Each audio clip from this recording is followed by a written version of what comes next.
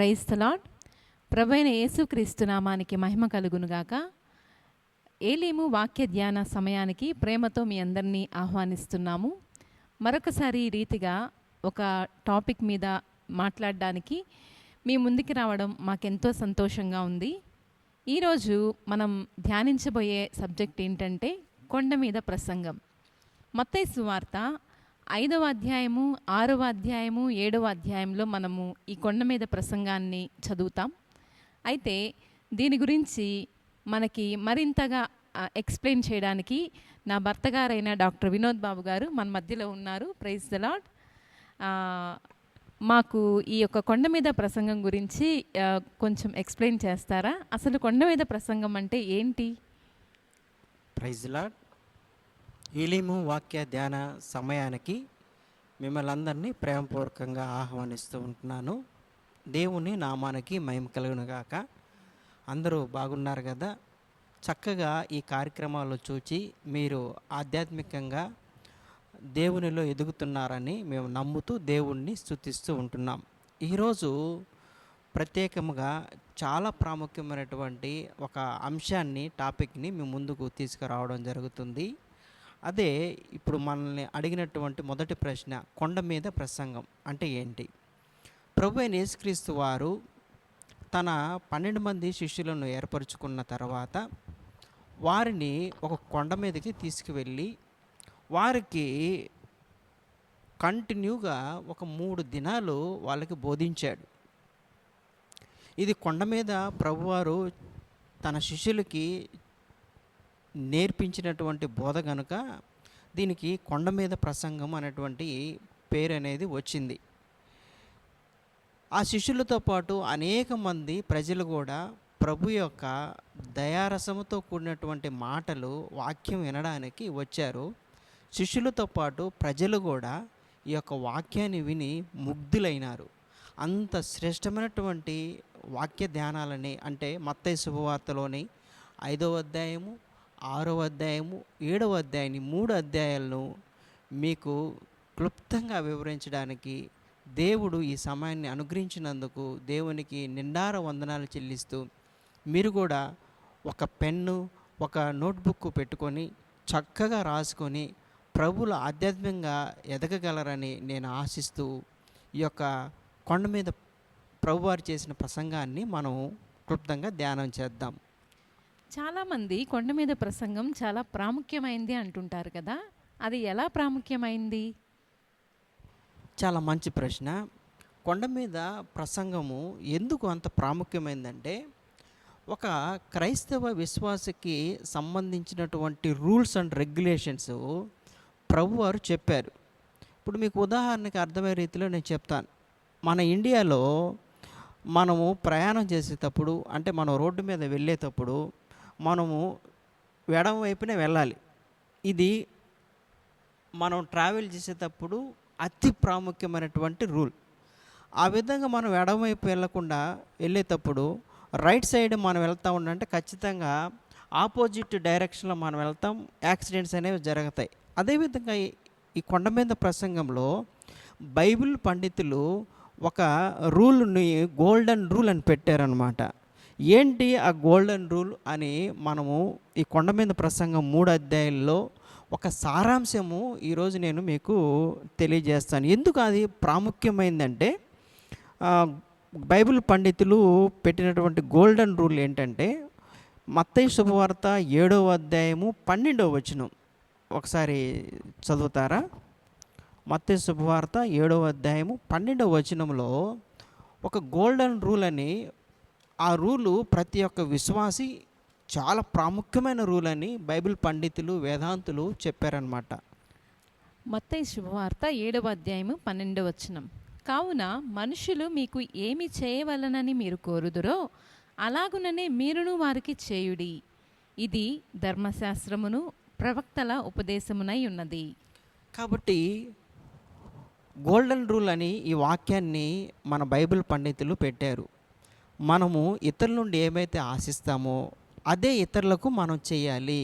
ఈ 3 అధ్యాయాల్లో కొండ మీద ప్రసంగంలో ముఖ్యమైనటువంటి మనము ప్రాక్టికల్గా పాటించవలసినటువంటి ఒక సారాంశాన్ని ఈడ మనం చూస్తాం.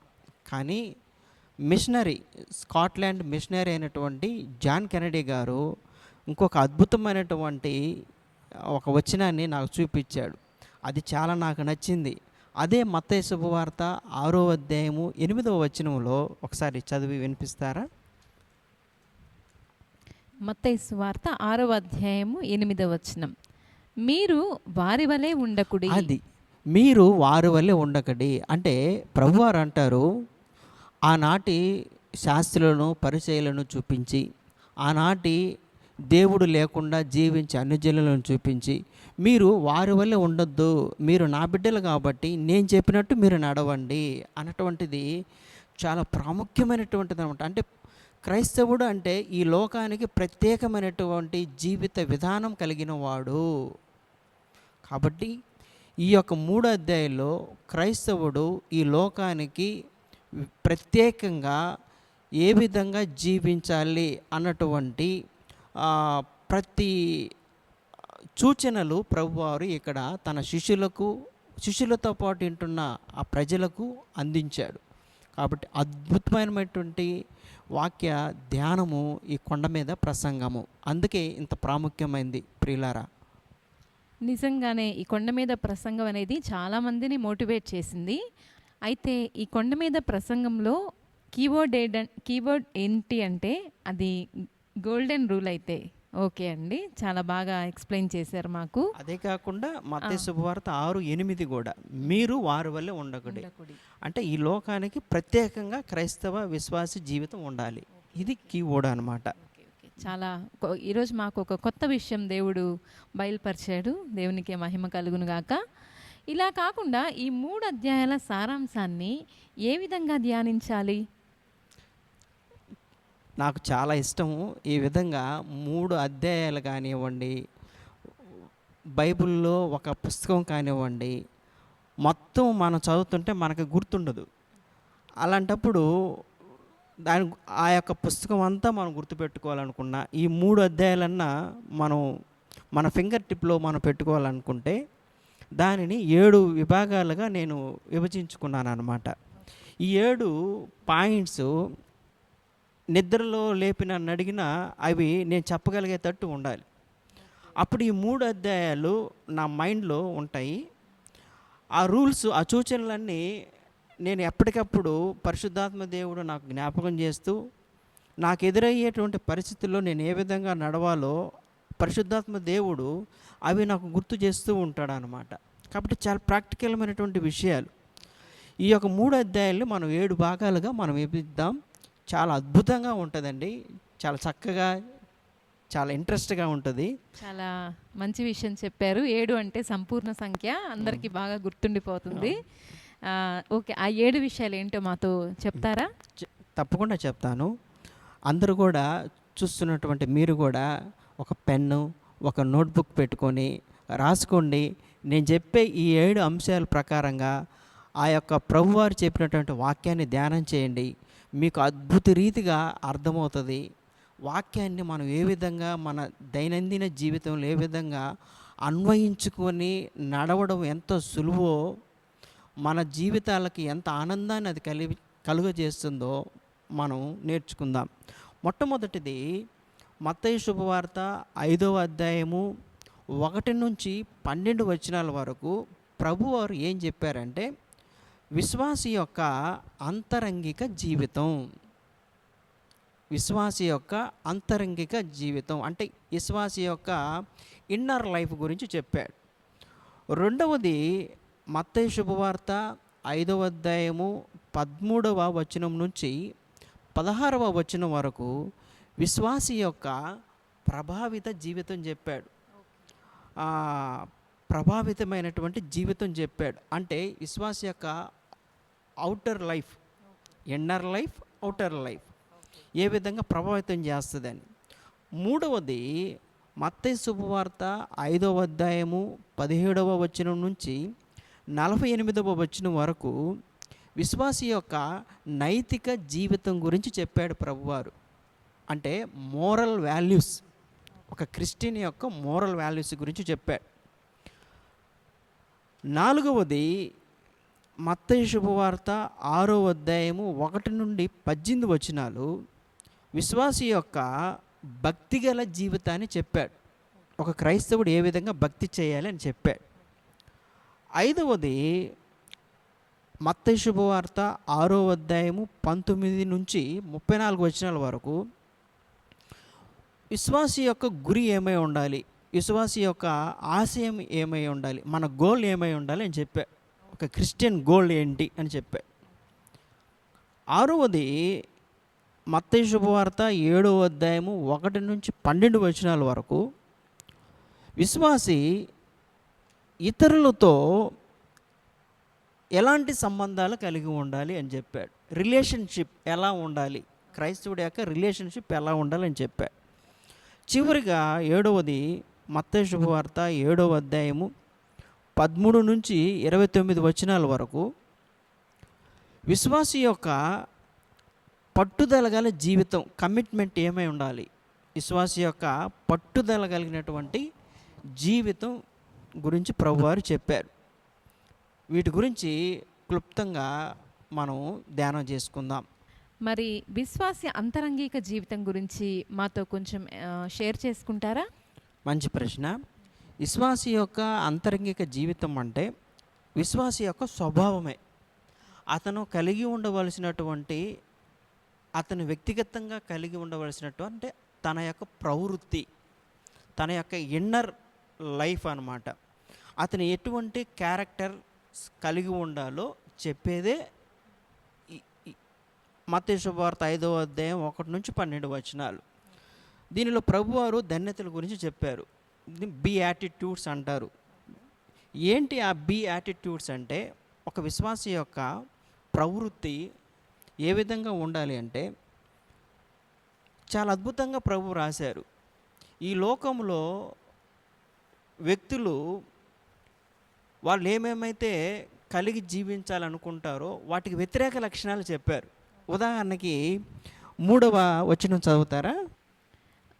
ఆత్మ విషయమై దీనులైన వారు ధన్యులు, పరలోక రాజ్యము వారిది. ప్రభు ఏమన్నారంటే, విశ్వాసులారా, నా శిష్యులారా, మీరు దీనులుగా ఉండాలి అన్నారు. కానీ ఈ లోకము దీనత్వాన్ని కోరుకోదు. అంటే ఈ లోకానికి వేరుగా, అందుకనే మీరు వారు వలె ఉండకుడి అన్నది ఈ కొండ మీద ప్రసంగంలో మనకు కనపడుతూ ఉంటుంది అన్నమాట. ఆ విధంగా దుఃఖపడువారు ధన్యులు, మీరు సాత్వికులుగా ఉండాలి. ఈ లోకం సాత్వికంగా నమ్రత కలిగి ఉండాలని కోరుకోదు అనమాట.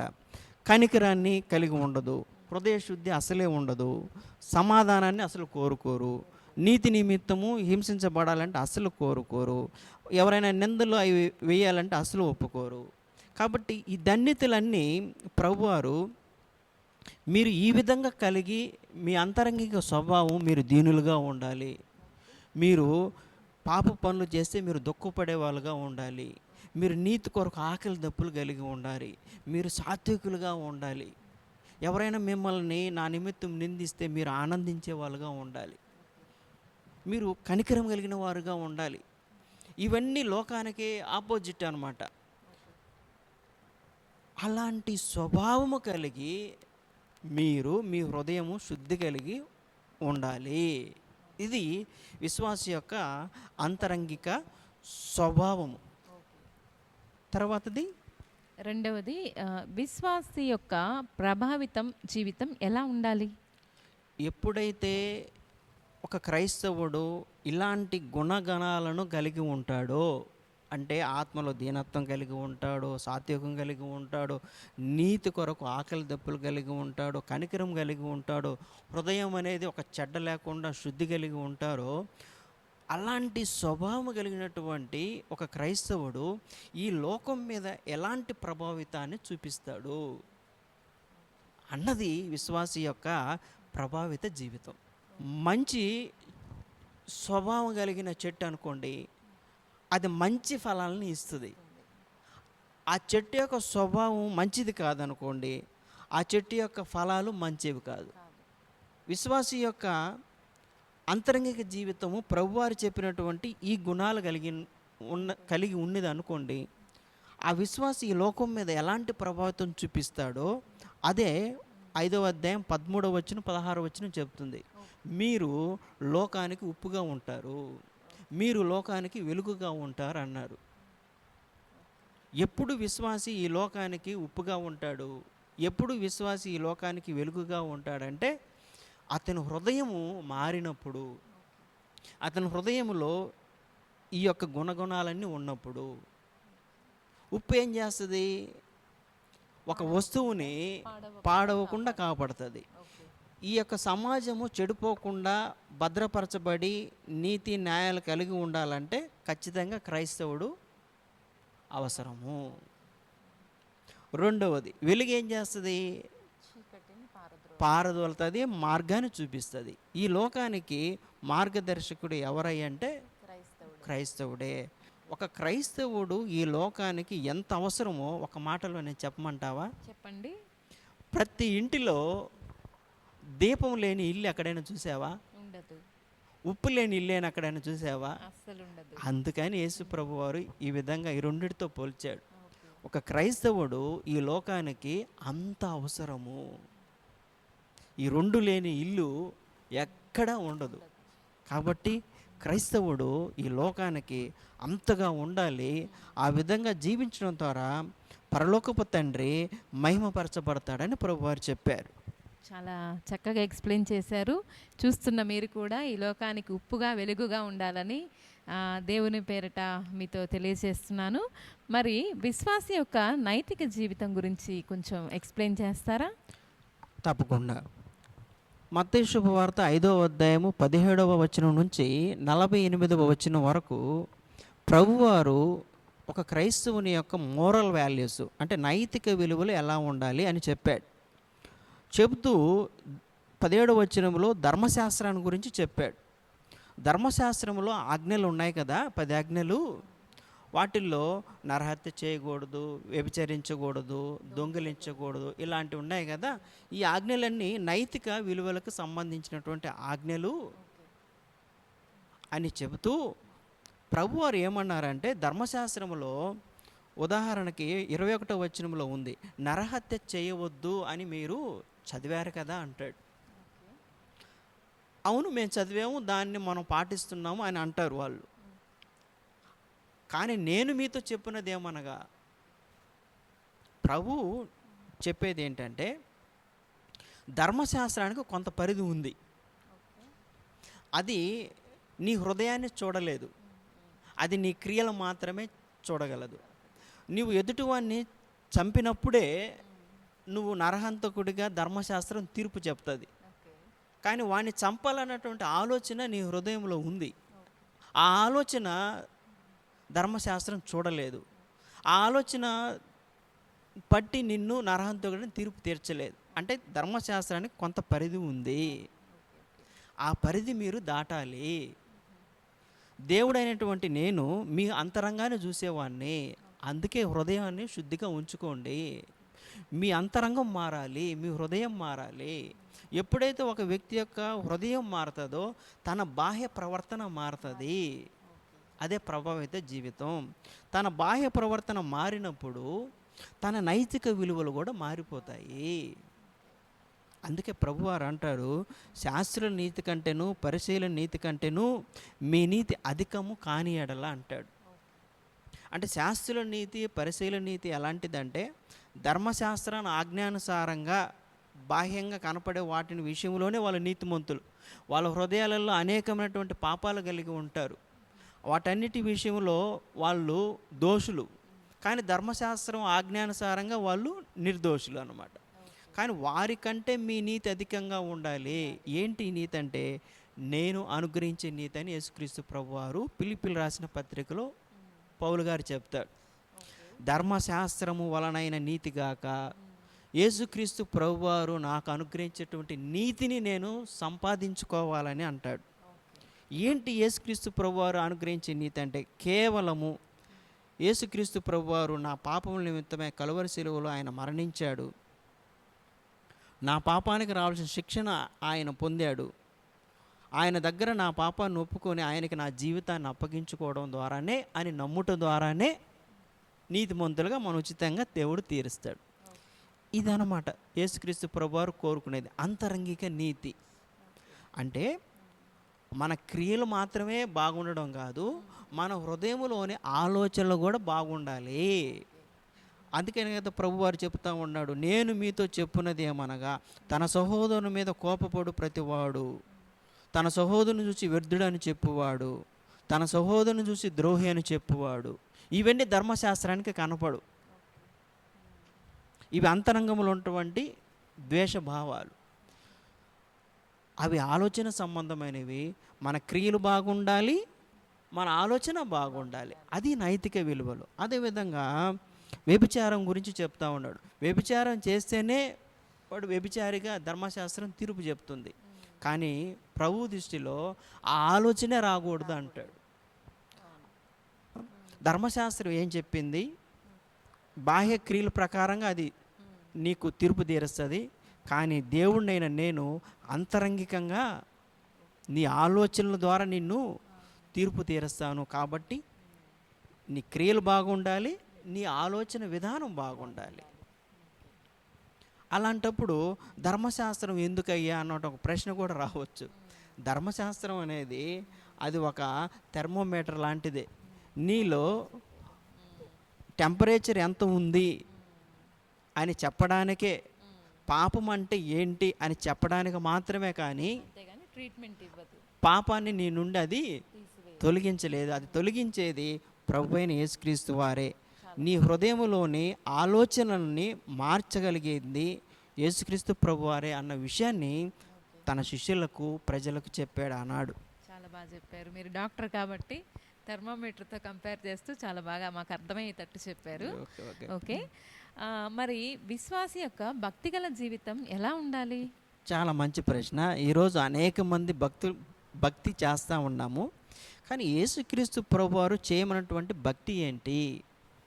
మనం చదువుకున్నట్లు మత్తయి శుభవార్త 6వ అధ్యాయము 1 నుండి 18 వచనాల వరకు మనం ధ్యానించినట్లయితే ఒక క్రైస్తవుడు భక్తి జీవిత విధానం ఎలా ఉండాలి ప్రభువారు చాలా బాగా చెప్పాడు.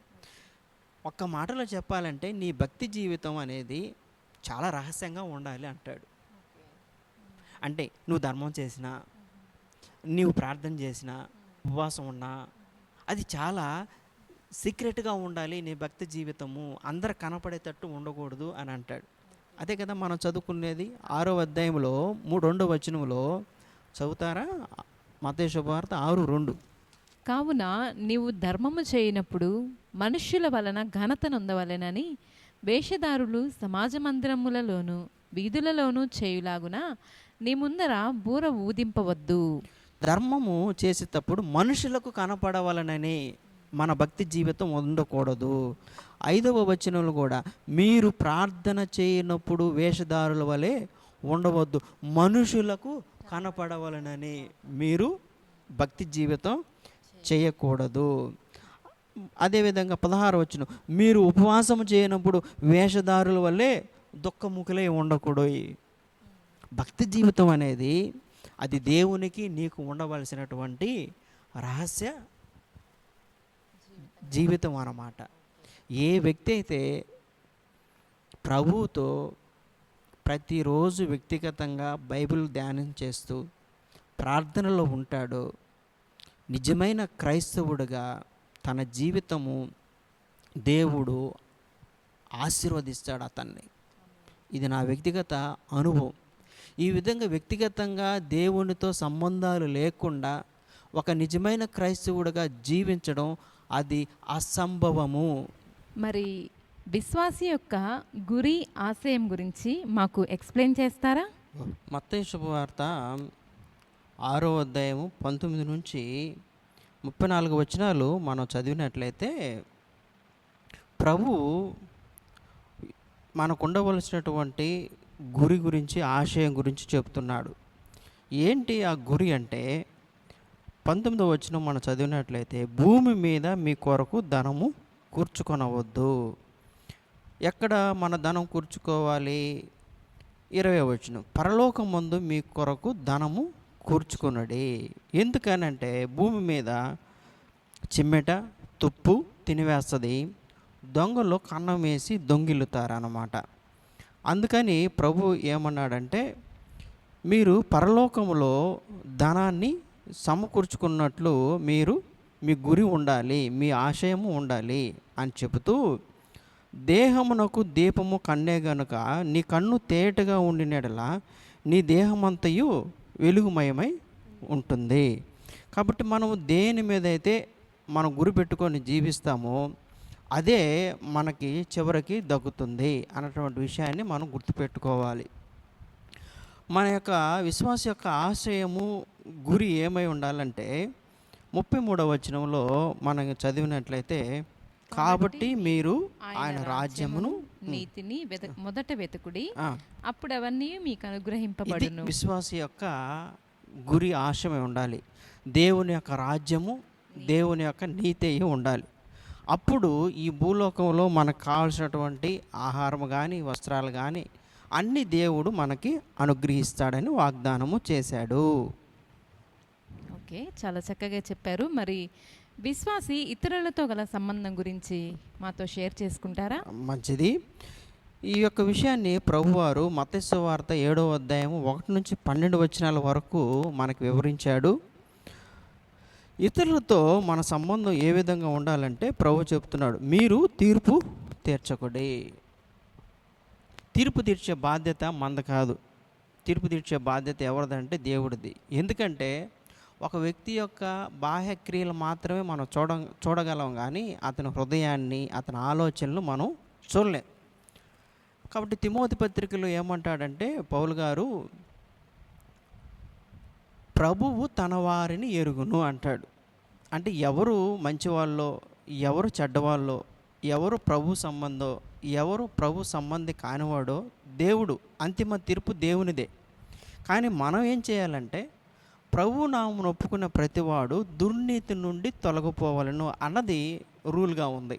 కాబట్టి యేసు ప్రభును నమ్ముకున్న ప్రతి బిడ్డ తీర్పు తీర్చే బాధ్యత మనం తీసుకోకూడదు. ప్రతి ఒక్కరూ దుర్నీతి నుండి తొలగిపోయి ఉండవలను. అసలు తీర్పు తీర్చడమే అనేది ఒక పెద్ద మనలో లోపం అని అంటున్నాడు అన్నమాట. నీ కంటిలోనున్న దూలము నెంచక నీ సహోదరుని కంటిలోనున్న నలుసును చుచ్చుటయ్యేలా. తీర్పు ఇతరులకి తీర్చడమే, ఇతరుల లోపాలు పట్టడమే చాలా తప్పు అని అంటున్నాడు. తర్వాత ప్రభువారు అంటున్నాడు 7వ వచనంలో, అడుగుడి మీకు ఇవ్వబడును, వెదకుడి మీకు దొరుకును. ఈ మాట ఎందుకు చెప్పాడంటే, మీకు ఏదన్నా అవసరం ఉందనుకో, వేరే వాళ్ళ దగ్గరికి వెళ్ళి వాళ్ళది దోచుకోవడమో లేకపోతే వాళ్ళది ఆశించడమో చేయకూడదు. మనం ఏం చేయాలంటే మనకు కావాల్సినన్ని ప్రభువుని అడగాలి. ప్రభువు చాలా మంచివాడు, మంచి ఈవుల్ని ఇస్తానన్నాడు. కాబట్టి తీర్పు తీర్చకూడదు ఇతరులకు. ఇతరులది ఏది మనం ఆశించకుండా మనకు కావాల్సిన ప్రతిదీ, ఈవులన్నీ దేవుడి నుండి అడిగి మనం పొందుకోవాలి. ఇలాంటి మంచి సంబంధాలు మనం ఇతరులతో, పొరుగువారితో కలిగి ఉండాలని ప్రభు చెప్పాడు. చాలా చక్కగా చెప్పారు. మరి చివరిగా విశ్వాసి పట్టుదల జీవితం గురించి చెప్పండి. చివరిగా ఈ కొండ మీద ప్రసంగంలో ప్రభువారు అద్భుతమైనటువంటి ముగింపులో మన యొక్క పట్టుదల కలిగినటువంటి జీవితం గురించి చెప్పాడు. ఇక్కడ 2 మార్గాలు చెప్పాడు. ఒకటి ఇరుగు ద్వారము, 2 విషయాల ద్వారం. ఎన్ని కష్టాలు వచ్చినా, ఎన్ని ఇబ్బందులు వచ్చినా ఇరుకు మార్గంలోనే మనం ప్రయాణించాలి, మనకు అటువంటి పట్టుదల కలిగి ఉండాలని చెప్పాడు. రెండవది, ఎన్ని కష్టాలు వచ్చినా, ఎన్ని నష్టాలు వచ్చినా ఇసుక మీద మన ఇల్లు కట్టుకోకూడదు, బండ మీదనే మన ఇల్లు కట్టుకోవాలి. ఒకవేళ పరీక్షకు గురైనప్పుడు, అంటే వానకి, వరదకి, తుఫానుకి, గాలికి పరీక్షకు గురైనప్పుడు ఇసుక మీద ఇల్లు కూలిపోతుంది, అది నిలవదు. బండ మీద ఉన్న ఇల్లు అది నిలబడుతుంది.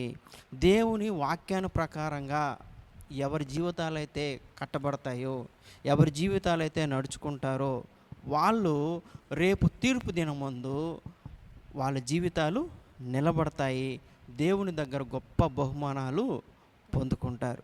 విశ్వాసి యొక్క పట్టుదల కలిగిన జీవితం, నేను ఎల్లప్పుడూ దేవుని మాట ప్రకారంగా నా జీవితాన్ని, నా కుటుంబాన్ని నేను కట్టుకోవాలి అన్నటువంటి పట్టుదల కలిగినటువంటి జీవితం కలిగి ఉండాలి. చాలా చక్కగా మీరు ఈ 7 విషయాలు మాతో పంచుకున్నారు. నిజంగా ఈరోజు కొండ మీద ప్రసంగం గురించి అద్భుతమైన 7 విషయాలు మాకు ఎప్పుడు గుర్తుండిపోయే విధంగా మాతో షేర్ చేసుకున్నందుకై ప్రభు అయిన యేసుక్రీస్తు నామంలో మీకు ఎంతో వందనాలు. చివరి ప్రార్థనతో ఈ యొక్క కార్యక్రమాన్ని ముగించుకుందాం.